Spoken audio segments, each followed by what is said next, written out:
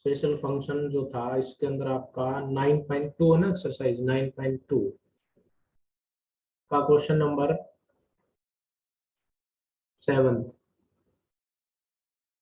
क्या स्टेटमेंट है उसमें 7th की? 7th में ये स्टेटमेंट दे रखी है उसने कि आपने फोरियर साइन ट्रांसफॉर्म निकालनी है। एक फंक्शन दिया हुआ है x का, फाइंड फोरियर साइन ट्रांसफॉर्म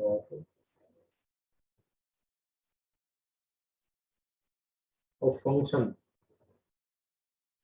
जो है 1/x into x square plus a square. ठीक है जी, इसकी फोरियर साइन ट्रांसफॉर्म निकालनी है आपने। देखो, अपना मेन टारगेट पता है क्या होता है? जब आप वो रिजल्ट या डेफिनेशन यूज करते हैं तो उसमें मेन टारगेट होता है कि वो सोचना कि ये इंटीग्रेशन डायरेक्ट सोल्व होगा या किसी और रिजल्ट के हेल्प से उसको सोल्व कर पाएंगे। जैसे पीछे हमने किया था, गामा फंक्शन की हेल्प लेनी पड़ी थी हमने वहां, क्योंकि वो उस टाइप का बन गया था। उस टाइप का नहीं बनता है तो समस्या पैदा होती है। ठीक है। अब कहता है कि मान लिया इस फंक्शन का नाम एफ एक्स है। So by definition of Fourier sine transform of f x is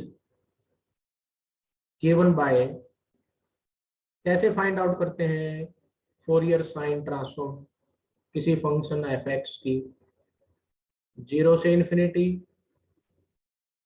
ठीक है। क्या आता है? F x into sine S x. ये डेफिनेशन है फोरियर साइन ट्रांसफॉर्म की। अब इसमें एफ एक्स की वैल्यू डाल दी गई x upon x square plus a square. ठीक। अब ये बात सोचने की है कि ये इंटीग्रेशन सोल्व होगा कि नहीं होगा डायरेक्ट।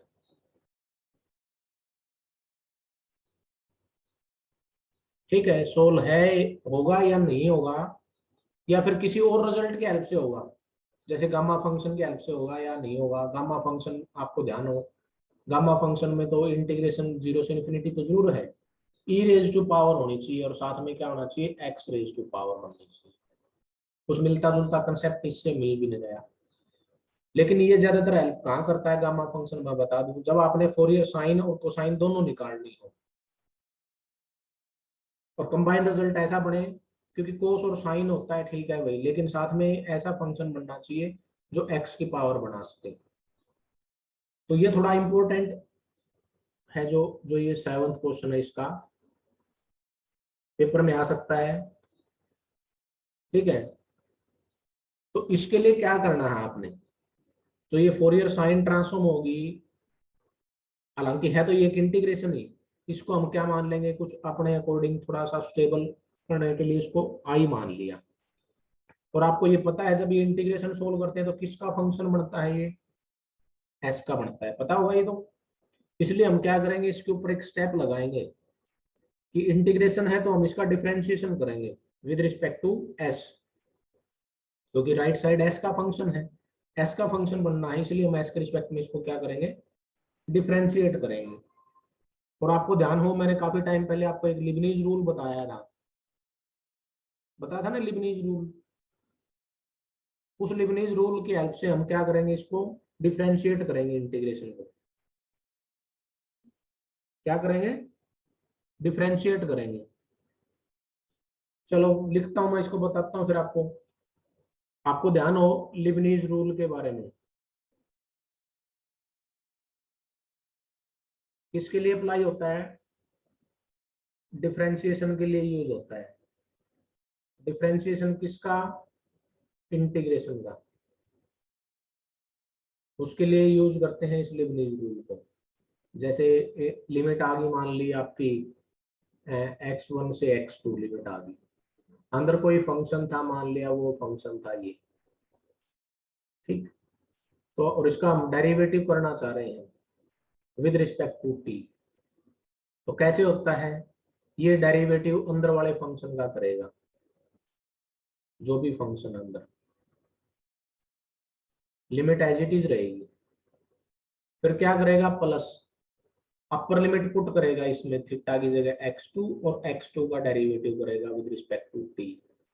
फिर माइनस लोअर लिमिट पुट करेगा इस फंक्शन में थीटा की जगह x1, और फिर x1 का डेरिवेटिव करेंगे विद रिस्पेक्ट टू टी। करना तो हमने derivative with respect to t ही है, क्योंकि बाहर देखो, क्योंकि स्टार्टिंग में बोला गया कि हम differentiation with respect to T करना चाह रहे हैं, तो इसलिए टी के रिस्पेक्ट में ही चल रहा है प्रोसीजर। ठीक है, ये था Leibniz rule.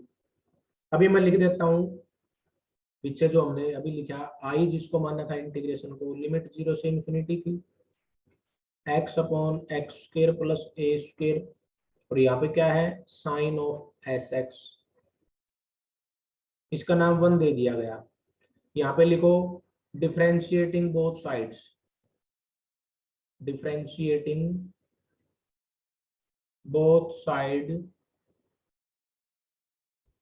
with respect to s by using Leibniz rule।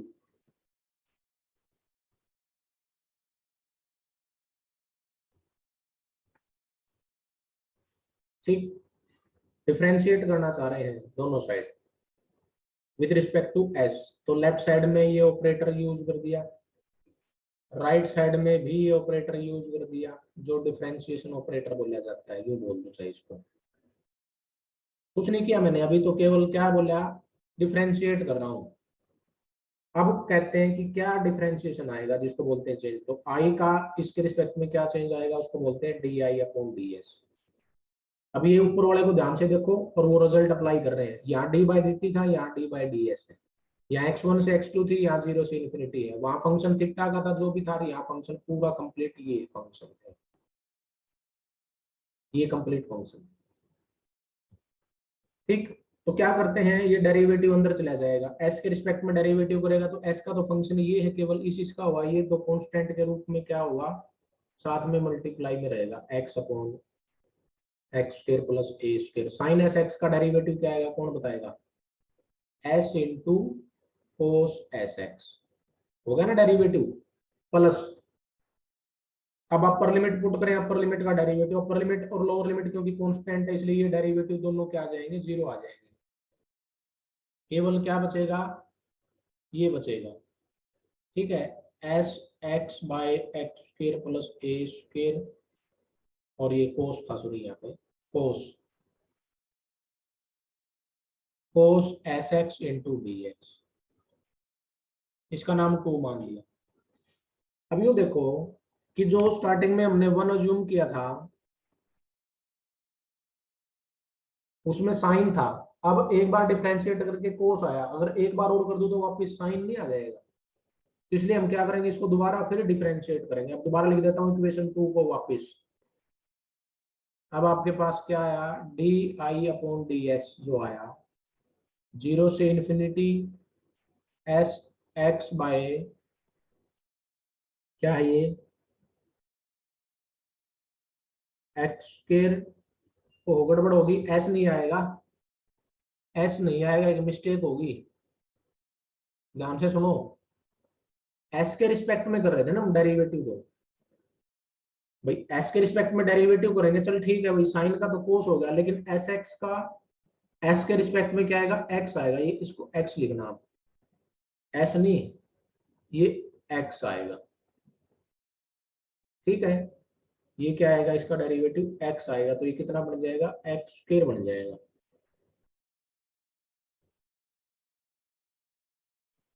ठीक है, ठीक है क्या यहाँ तक,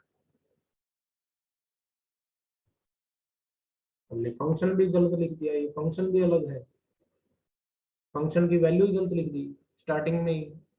क्या ध्यान है बच्चों का जो पढ़ रहे हैं क्लास में, रोल नंबर 14, कहाँ ध्यान है, ये x upon x square plus a square कहाँ से आ गया, फंक्शन तो क्या है मेरा, 1/x into x square plus a square है ना, गलती होगी, मिस्टेक होगी तो कहाँ ध्यान था, कौन जिम्मेवार रहेगा इसका। खुद ही रहोगे,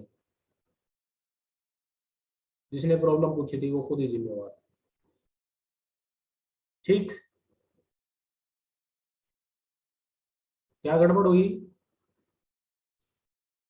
गड़बड़ ये हो रही है यहाँ कि फंक्शन ही हमने गलत लिख दिया है, एक्स नहीं है, 1 अपॉन है ये। चेंज करो इसको दोबारा।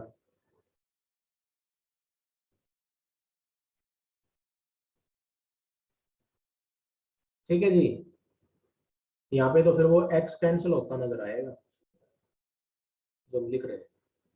चलो अभी सुधार लेते हैं, कोई कहीं दूर नहीं पहुंचे। फंक्शन था 1 upon x into x square plus a square, 1 upon x into x square plus a square. Sine क्या था? S x, sine S x था ना। ठीक है, sine S x into D x, ये था। तो हमने अंदर वाले का क्या किया, डेरिवेटिव किया, क्या आया वो एक्स आया, साइन का कोस हो गया और एस एक्स का एक्स आ गया ऐसे। ठीक है जी, इसमें यहाँ पे तो फिर क्या हो जाएगा, एक्स कैंसिल हो जाएगा ना, फिर क्या बचेगा यहाँ पे, फिर 1 बचेगा, यहाँ पे 1 आएगा। ठीक है, पीछे एक बार दोबारा चेक कर लो, ये बचेगा। ठीक है, अब मैंने क्या किया, इसको दोबारा डिफरेंशिएट करना चाह रहा था, लेकिन ध्यान आ गया कि इसके अंदर ये वैल्यू तो नहीं थी, ये 1 है। 1 upon x square plus a square cos s x into D x. इसको फिर लिखो आप, again differentiating both sides with respect to S,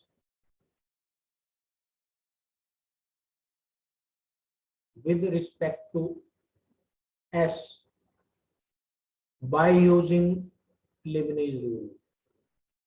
आवाज आ रही है ना सभी को अच्छे से? बोलो जल्दी बताओ। लेबनीज रूल, तो लेफ्ट साइड में डिफरेंशिएशन डबल हो जाएगा इसका, सेकंड ऑर्डर डेरिवेटिव हो जाएगा D script I by d S square. Right side का ऐसे ही होगा जैसे अभी हमने किया था लेबनीज रूल से, अंदर वाले का derivative minus x by x square plus a square into sine S x, क्योंकि कोस का माइनस साइन होता है ना डेरिवेटिव, और एस एक्स का एक्स आ जाएगा, और वो अपर लिमिट रखेंगे और लोअर लिमिट उनका डेरिवेटिव करेंगे, वो 0 हो गया। इसलिए मैंने माइनस को बाहर कर दिया और इसको एक्स से मल्टीप्लाई, एक्स से डिवाइड कर लिया जानबूझ के। ठीक है, ऐसे लिमिट तो एज इट इज वही रहेंगी जो भी है, मैंने क्या चेंज किया, माइनस को बाहर कर दिया और एक्स से मल्टीप्लाई, एक्स से डिवाइड कर दिया। फिर क्या किया, एक्स स्क्वायर के अंदर ए स्क्वायर ऐड कर दिया और ए स्क्वायर को मैंने माइनस कर दिया। ये स्टेप ध्यान रहे, क्यों किया है, इंटीग्रेशन सोल्व करने के लिए ऐसा हम कर रहे हैं इसके अंदर। ठीक है, अब बोलो, ऐसे करना है इसको, x square plus a square के डिवाइड में अलग कर दो और ए स्क्वायर के डिवाइड में अलग कर दो। तो इसको ऐसे लिख सकते हैं ना कि x square plus a square by x into x square plus a square, फिर minus a square by x into x square plus a square, साथ में इसके क्या है, साइन एस एक्स है मल्टीप्लाई में। ठीक है, इसके साथ कौन है मल्टीप्लाई में, साइन एस एक्स है, ऐसे। अब साइन एस एक्स के अंदर मल्टीप्लाई करो, लेकिन ये तो यहाँ कैंसिल आउट हो गया ना, तो आप क्या करो, मल्टीप्लाई इससे करो, एक बार इससे मल्टीप्लाई करो, इसको दो अलग अलग इंटीग्रेशन में सेपरेट कर दो। लिखो कि D script I upon D S script जो आया, माइनस ऑफ इनटू में 0 से infinity sine S x by x into D x minus 0 से इन्फिनिटी, माइनस होगा कि प्लस होगा, वो तो प्लस हो जाएगा ना, क्या, a square by x into x square plus a square into sine S x into D x.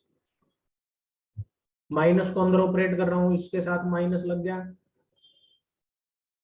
ठीक है जी, और उसके साथ माइनस लग गया, दोनों ये प्लस बन गए क्या? नहीं, कुछ तो गड़बड़ है, देखो एक बार दोबारा, फिर कुछ ना कुछ साइन की गड़बड़ है।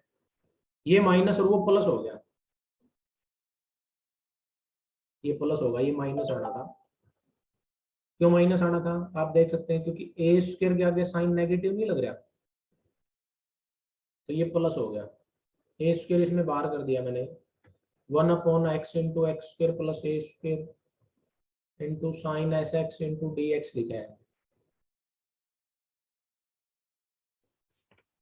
अब ये इंटीग्रेशन देखो कैसे सोल्व करना है। इसमें एस एक्स को आप पुट कर देना, मान लिया एस एक्स को मैंने टी पुट कर दिया, एक्स की वैल्यू 1/s टी आ गई, डी एक्स की वैल्यू 1/s डी टी आ गई। लिमिट पे कोई इफेक्ट नहीं पड़ेगा। आप जब इसमें पुट अप करोगे तो ये साइन टी बाय एक्स की वैल्यू 1/s इंटू टी और इसकी value 1/s into D T A square. ये इंटीग्रेशन वही है जो हमने इक्वेशन 1 में माना था, जिसको क्या आई, यहाँ पे 1/s कट गया, तो ये बचा क्या? बचा इसके पास sine t by t d t plus a square into I. ये वैल्यू इंटीग्रेशन की पाई/2 होती है, आपने ध्यान रखनी है। ये रिजल्ट है जो एज ए रिजल्ट हमने इसको मानना है अभी तो,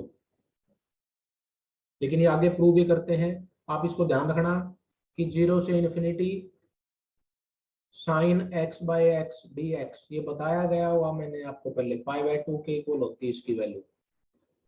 तो इस रिजल्ट का यूज किया हमने यहाँ पे, आई बात सुन ली। इस रिजल्ट को हमने कहाँ यूज किया? यहाँ पे यूज किया। पाई/2 था तो ये माइनस का हो गया पाई/2, ठीक है, ऐसे। अब देखो डी स्क्वायर, ये इक्वेशन बनी, इसको दोबारा लिख देते हैं, डी स्क्वायर आई अपॉन डी एस स्क्वायर। हमारा टारगेट क्या है? कई बच्चे भूल गए होंगे, सर ये कर तो रहे हैं सोल्व, लेकिन फाइंड आउट क्या करना चाह रहे हैं? हमारा टारगेट है आई की वैल्यू निकालना। क्या टारगेट है? Find I. क्योंकि आई किसको माना था पीछे देखो,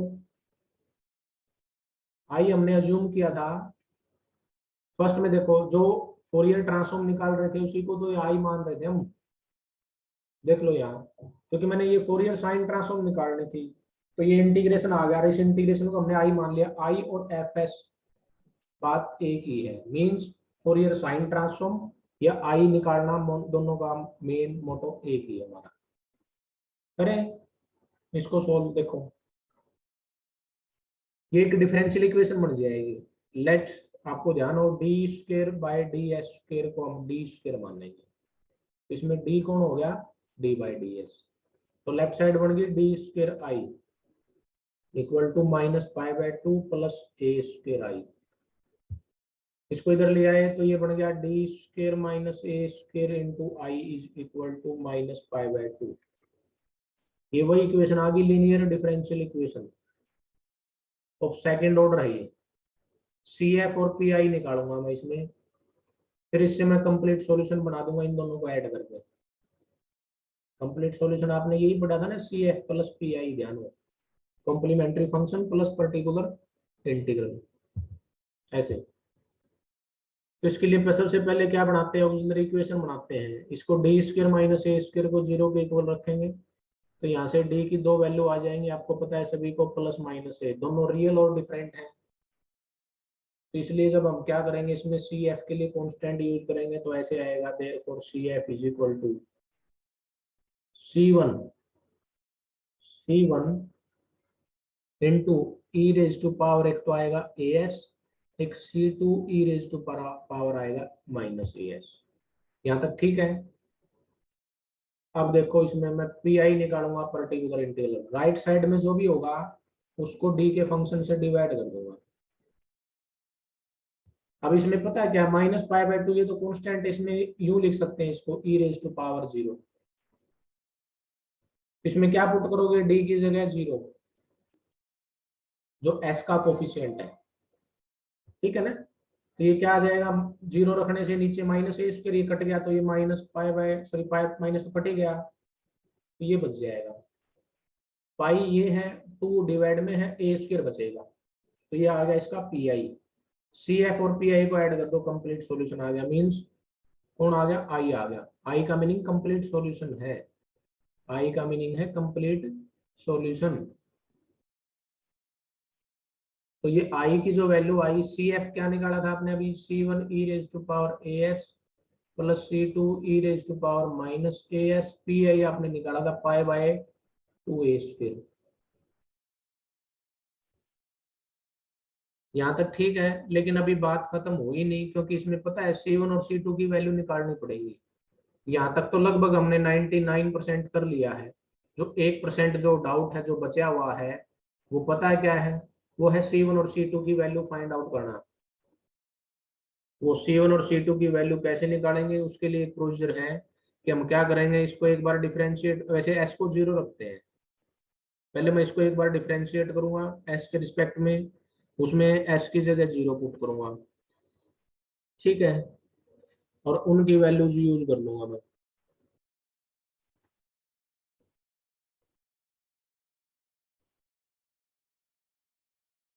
देखो दो चीजें हैं, क्योंकि कांस्टेंट दो है, दो इक्वेशन बननी चाहिए। एक इसको ध्यान से सुनना, पुट करूंगा मैं एस को 0, एस को 0 एक तो पुट करूंगा आई में जो ये आया, और एक आई कहाँ है, जो आई आपने स्टार्टिंग में माना था इंटीग्रेशन, नहीं माना था आई आई ये नहीं माना था आपने, ये आई था ना, लेंथी क्वेश्चन है ये, sine S X D X. एक आई की वैल्यू ये थी जो हमने सोल्व करनी थी, जो हमने निकाली स्टार से, इसमें एस को 0 रखूंगा, और एक बार इसमें एस को 0 रखूंगा। इससे एस को 0 रखने से यहाँ से आई की वैल्यू 0 नहीं आ जाएगी, ये आई की वैल्यू 0 यहाँ मैं यूज कर लूंगा, मैं यूं कहना चाह रहा हूँ, ठीक है। तो देखो आई को 0 सॉरी एस को 0 मैंने उसमें रखा जो स्टार्टिंग में गिवन था, वहां से आई की वैल्यू 0 आ गई।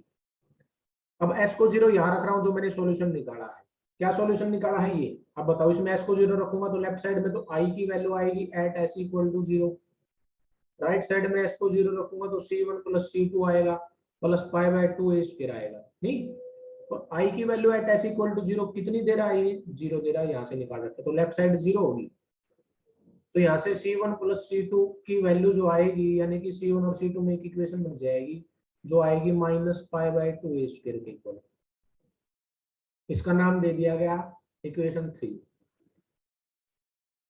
अब मैं क्या कर रहा हूँ, जो ये आई आया था ना, मैं इसको डिफरेंशिएट कर रहा हूँ, D I by d S बना रहा हूँ। एक आपके पास पीछे भी था D I by d S, आपको ध्यान हो, ये रहा। अगर मैं इसमें एस को 0 रखता हूँ तो d I upon D s की value at S equal to 0 पे आप बता सकते हैं कितनी आएगी। एस को 0 रखने से ये आएगी ना, क्योंकि को 0 तो 1 बन जाएगा, केवल यही बचेगा ना, सही है, बिल्कुल ठीक है। 1 upon x square plus a square का इंटीग्रेशन 1 बाय ए tan इनवर्स एक्स बाय ए होता है। इसमें लिमिट पुट करो, upper limit infinity tan inverse infinity pi by 2, lower limit 0 tan inverse 0 0, तो ये पता क्या बचा, पाई by 2a, pi by 2a बचा ये।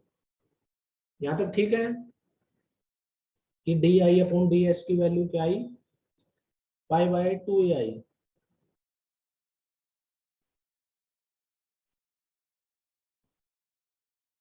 ये तो वैल्यू कहाँ यूज करूंगा, जब मैं उसको डिफरेंशिएट करूंगा।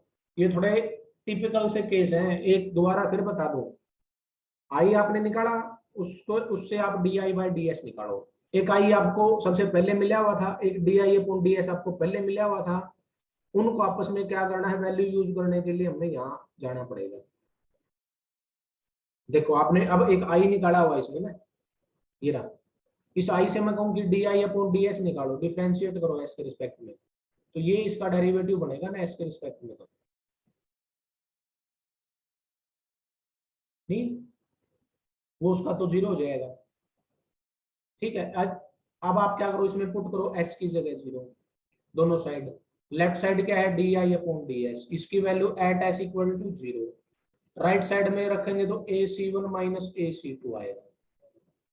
अब बताओ d I upon D s की value at S equal to 0 आपने पीछे निकाली, क्या आई थी, पाई बाय 2a आई थी ना, पाई by 2a।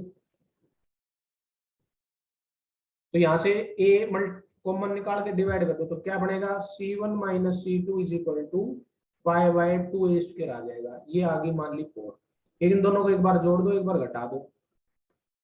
Adding and subtracting these two, add करेंगे तो आपको C1 मिल जाएगा। C1 कितना आ जाएगा यहाँ से आपका 0, क्योंकि देखो ऐड करेंगे तो C2 कट गया, C1 C2 C1 C2 C1 C1 add हो गए 2C1 हो गया और ये कैंसिल आउट हो गए।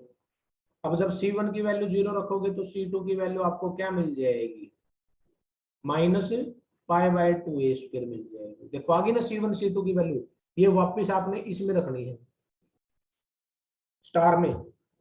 C1 की जगह 0 रख दो और C2 की जगह जो ये वैल्यू आई वो रख दो और इसको बस सिंप्लीफाई कर लो थोड़ा सा, वो आपका रिक्वायर्ड रिजल्ट आ जाएगा। थोड़ा टिपिकल जरूर था लेकिन लेंथी भी है, थोड़े से इसको दोबारा आपने पढ़ना पड़ेगा। बात सीधी सी ये है इसकी।